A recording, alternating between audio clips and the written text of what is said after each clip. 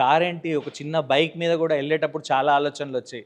ఇలాంటి లైఫ్లో మనం బైక్ కొంటామా, అసలు ఇలాంటి బైక్లో మనం కూర్చోగలుగుతామా, అలాంటి అర్హత మనం పొందుతామా, ఇలాంటి చాలా క్వశ్చన్స్ రేజ్ అయ్యేది. ఎవ్రీ డే నైట్ ఇదే ఆలోచనతోనే ఉండేది.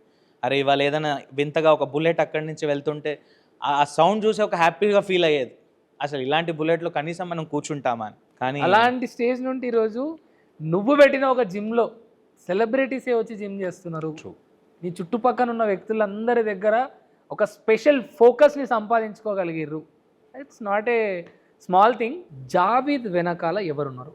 ఎవరో ఉండి జావీద్ని ముందుకు నడిపిస్తున్నారు అని నీ పక్కనున్న వాళ్ళు వెనకాల మాట్లాడుకునే మాటలు.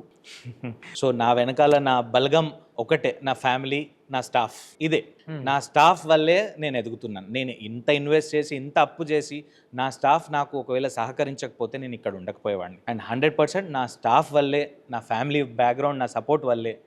మేబీ నా జీరో బ్యాక్గ్రౌండ్ నుంచి రావచ్చు, కానీ వాళ్ళ సపోర్ట్ లేని నేను ఇక్కడ లేను. సో అదే ఇవాళ నన్ను ఇంతవరకు తీసుకొచ్చింది.